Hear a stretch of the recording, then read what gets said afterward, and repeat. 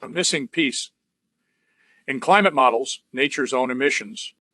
Rising temperatures are set to drive up emissions from wildfires, fermenting wetlands, and melting permafrost, but these feedback loops are poorly captured in climate models. Scientists are racing to make sense of these emissions to gauge how much warming may lie ahead. By James Deneen. June 17, 2026. For decades, climate scientists have issued warnings about positive global warming feedbacks, vicious cycles in the Earth system in which rising temperatures from burning fossil fuels beget more warming. The best tools we have to understand these feedback mechanisms are climate models, which simulate how the atmosphere, oceans, and land will respond under different emission scenarios. Many feedbacks, like the loss of sea ice as the planet warms, are well accounted for. Others, such as changes in cloud cover, remain far more uncertain but are still included in models. Feedbacks in which ecosystems emit more greenhouse gases to the atmosphere are so complex that they are often left out entirely. For example, how much more carbon dioxide will be emitted as wildfires increase? How much more methane will bubble up from fermenting wetlands or seep from thawing permafrost? Remarkably, these so-called warming-induced emissions are poorly represented or absent from the most influential climate models, that is, those that inform the assessments of the UN Intergovernmental Panel on Climate Change, IPCC.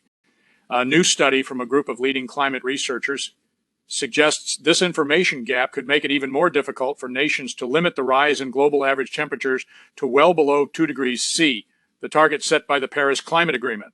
The study found that emissions from natural systems could add as much as 0.6 degrees C to the rise in global average temperatures.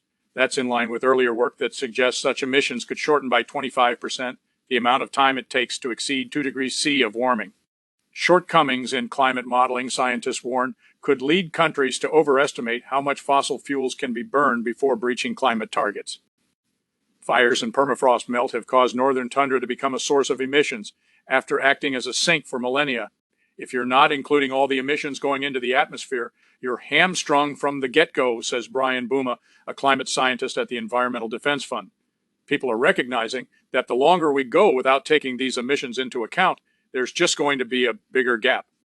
4 decades ago, the scientific community was saying, we think there are going to be these surprises in the Earth system as the planet warms, says Benjamin Poulter, the lead scientist at Spark Climate Solutions, a San Francisco-based nonprofit that aims to identify climate blind spots, include them in policy frameworks, and assess the best way to deal with them. Now we're starting to see these feedbacks become the reality. The biggest sources of warming-induced emissions are wildfires, wetlands, and permafrost, all of which have shown recent indications of rapid change. Since 2001, global carbon emissions from wildfires have increased by 60%. In 2020, researchers reported an alarming spike in the concentration of methane in the atmosphere, attributed partly to wetter conditions expanding wetlands in Africa and Asia, and partly to warming temperatures, which accelerate the rate at which plants decompose in water. Colder regions are seeing some of the fastest shifts. The 2024 Arctic Report Card found that wildfires and permafrost melt have caused the northern tundra to become a source of emissions after acting as a sink for millennia. Hotter, drier conditions fuel Arctic wildfires, while thawing ice allows microbes to more rapidly decompose soil organic matter, releasing both CO2 and methane. Those regional changes add up to global trends. In 2023 and again in 2024, record heat reduced the land carbon sink, the difference between the amount of CO2 emitted and the amount of CO2 absorbed by all terrestrial ecosystems, and contributed to a record jump in atmospheric CO2 concentrations. In 2025, the land sink appears to have recovered to its previous strength, although tropical forests in Southeast Asia and South America flipped from sink to source due to deforestation, wildfires, and more decomposition. Like 2023 and 2024, 2026 will be an El Niño year, with elevated Pacific Ocean surface temperatures that are expected to boost global temperatures. These events are associated with hot, dry conditions in the Amazon, which can amplify wildfires and weaken the region's carbon sink.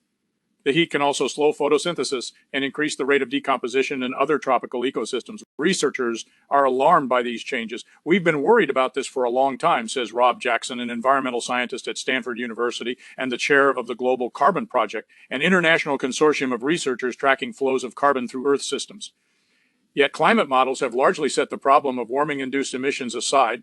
Of the 11 Earth system models used in the most recent IPCC assessment, none included warming-induced emissions from all of the main sources: wildfire, wetlands, and permafrost. 5 included wildfire, just 2 included permafrost. Modeling challenges are exacerbated, experts say, by a lack of data from hard-to-reach places from Siberia to the Congo Basin. That's largely because of the difficulty of the problem. The scientific challenge amounts to predicting the response of every ecosystem on Earth to warming temperatures. It adds computational processing time, complexity, and there's no good agreement about how to represent wetland emissions, permafrost wildfire, says Poulter. Modeling all of these emissions requires simulating diverse, nonlinear processes that behave in ways that can be difficult to predict. The basic modeling challenges are exacerbated, experts say, by a lack of monitoring and hard-to-access ecosystems from Siberia to the Congo Basin. Just how much warming might be missing from the picture? In the new study, Poulter and a group of colleagues from leading climate modeling groups used a simplified climate model to estimate the volume of emissions that might be expected from these sources under a range of scenarios, using past estimates of the scale of the feedback for each source of warming-induced emissions. They then modeled how much those emissions would raise temperatures on top of the contribution from human emissions.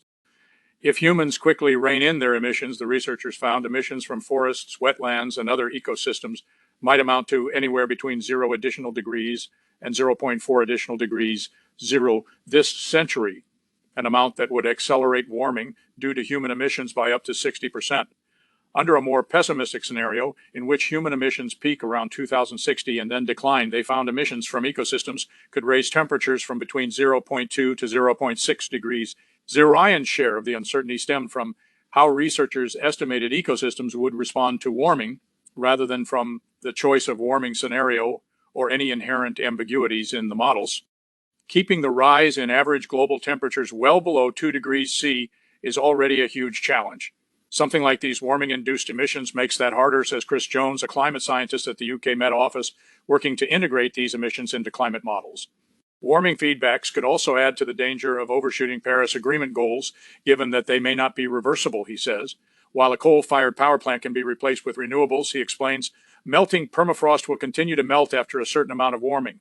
To put the scale of the problem into perspective, the researchers estimated that by 2100, the annual contribution of warming-induced CO2 emissions could be equivalent to those from today's power and building sectors, which together make up about half of global CO2 emissions due to direct human activities. Warming-induced methane emissions could be almost equivalent to today's annual fossil methane emissions from Asia and North America combined, they found. Now that the signal of these emissions has emerged, researchers say it is essential to get a better grip on how they work and what they mean for the future of the climate, and to get countries to start counting them. We can quantify and measure these emissions, but then we also need to develop an accounting framework so that we can do something about them, says Poulter. Scientists aim to make projections that can be used in the next IPCC climate assessment and thus play a role in climate policy. Since launching last fall, Spark's program on warming-induced emissions has connected more than 20 independent modeling groups from around the world to add those emissions to models, improve measurements, and explore ways to potentially reduce those emissions. There's a community of people now that are building this field, says Poulter. Their aim is to make robust projections that can be used in the next IPCC climate assessment and thus play a role in global climate policy. Work on the assessment is already underway, with a final report due by late 2029. The modeling work also feeds into efforts to improve measurements of ecosystems, to understand how they are changing and what role warming is playing. Modelers can identify gaps in observations and make decisions about where limited resources should be placed.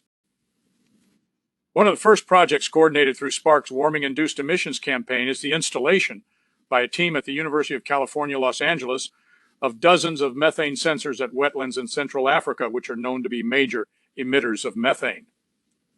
Another measurement effort led by Jackson focuses on improving measurements of wetland emissions in the Amazon. In both regions, Jackson says there is a lack of data on baseline CO2 and methane emissions, which are essential to making reliable future projections.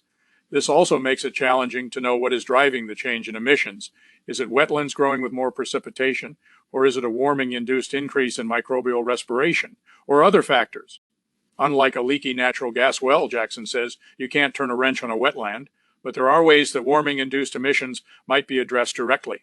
Bronson Griscom, an ecologist and founder of a natural climate solutions company called Sabre Earth, sorts ideas for addressing warming-induced emissions into 3 buckets. The first promotes the continuation of projects that will work even as temperatures rise.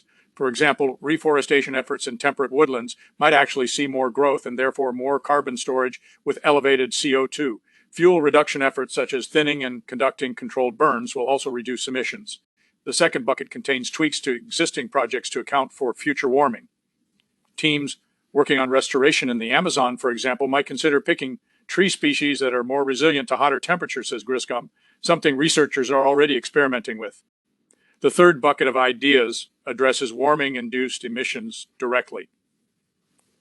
In the Arctic, Kansu Kulha, an adjunct professor at the University of British Columbia, is looking to slow the melting of permafrost by applying insulating blankets of vegetation to permafrost slumps where the land is releasing carbon most rapidly. Jackson and other researchers have considered ways to manage wetlands to reduce the amount of methane they generate by changing cycles of wetting and rewetting, altering water chemistry to influence microbial activity, or reconnecting them with seawater. Managing a natural wetland in this way is complicated and controversial, but some of the approaches have been tested with success in rice paddies, another major source of methane. Researchers and policymakers who are trying to tackle emissions say they would benefit from a clearer picture of feedback mechanisms as the signal of warming-induced emissions begins to emerge from the noise. People are seeing this stuff happening, says Buma. It's in front of their eyes. Climate modelers are scrambling to catch up. Correction. June 18, 2026, an earlier version of this article incorrectly stated that Spark Climate Solutions had made grants to more than 20 modeling groups. It is working with more than 20 groups, not all of which have received grants. A previous version of this article also stated that Spark is funding a project by the University of California, Los Angeles. It is coordinating the project.